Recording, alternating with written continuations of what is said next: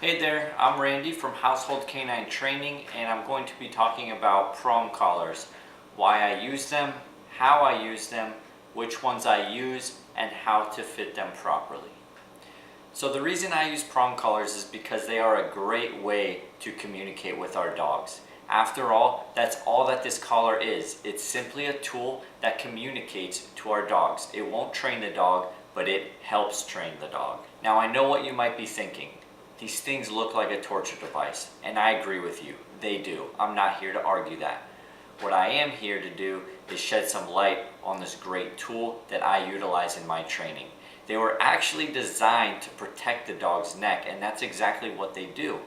I'll show you here in a minute, but they've got prongs all the way around, and when you apply pressure, it applies even pressure, so it actually protects the dog's neck. Now there's a lot of different prong collars out there. I only use one brand, and that is by Springer. It's a German-made brand, and the reason why I only use that brand is because I feel it's the highest quality collar out there. The prong tips are very rounded.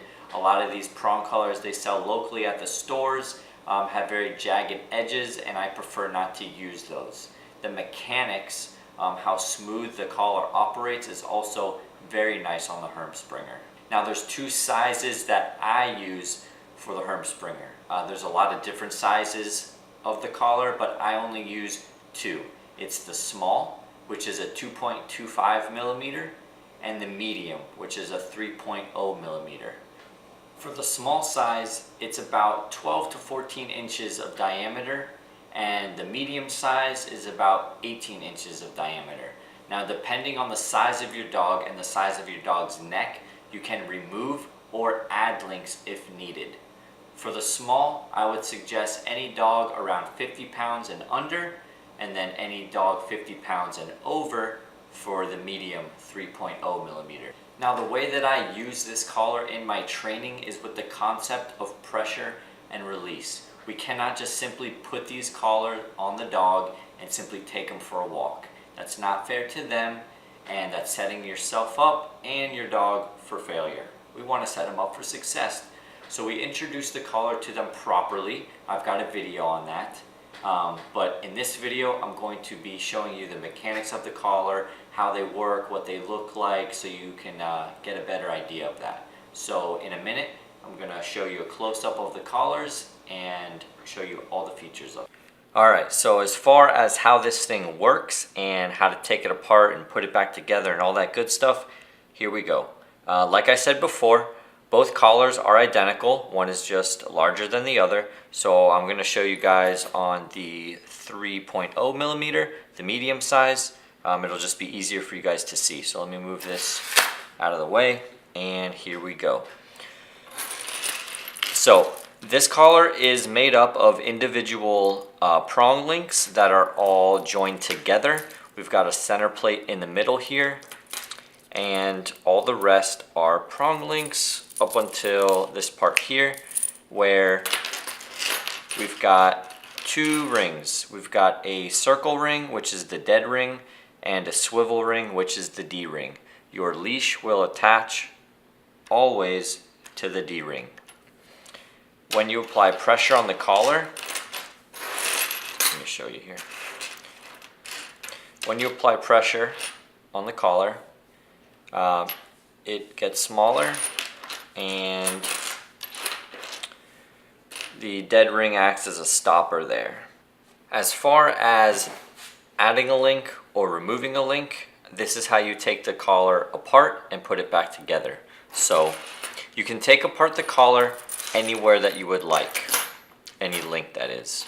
And all you do is simply slide one link down and either stabilize the other link or pull up slightly. So all it takes is a little bit of practice.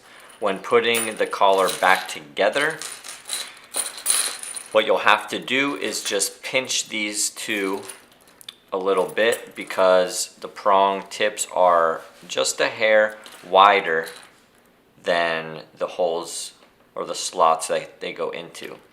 So like I said, just pinch and then it'll line up. As soon as it's lined up, literally just falls right into place.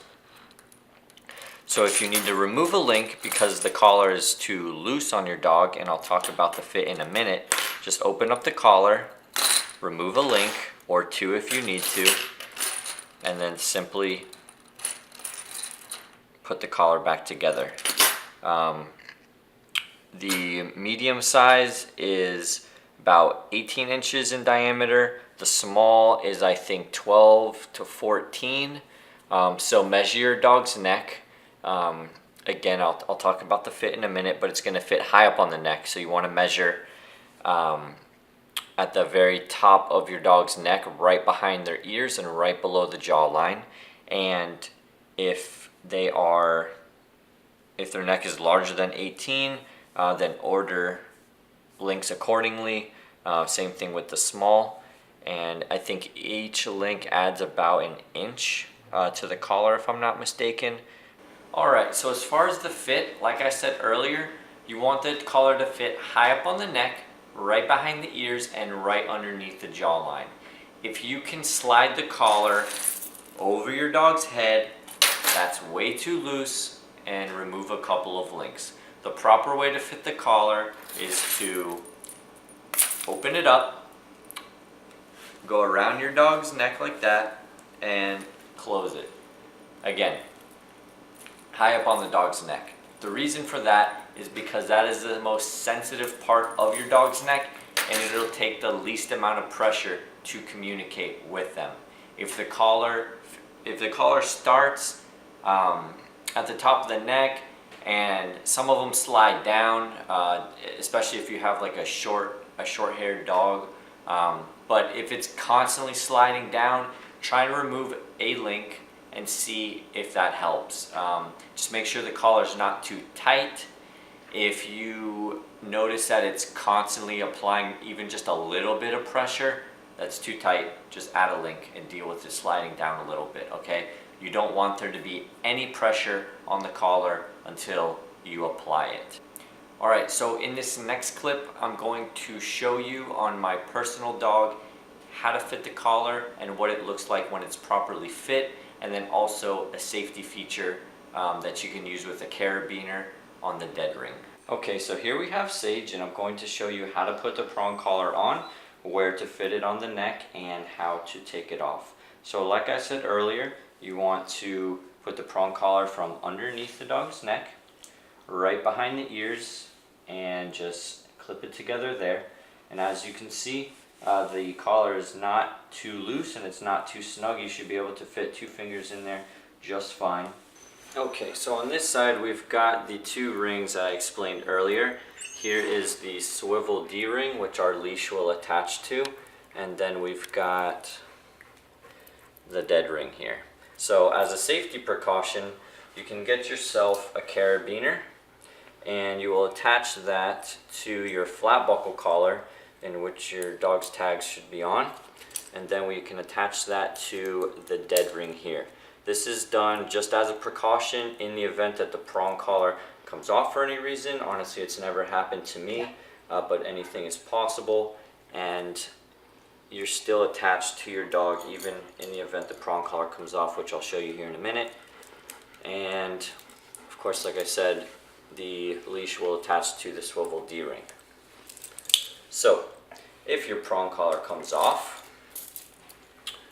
then you are still attached to your dog like that. So I hope this video has been helpful. If you have any questions, feel free to send me an email at info@householdcanine.com, and thank you so much for watching.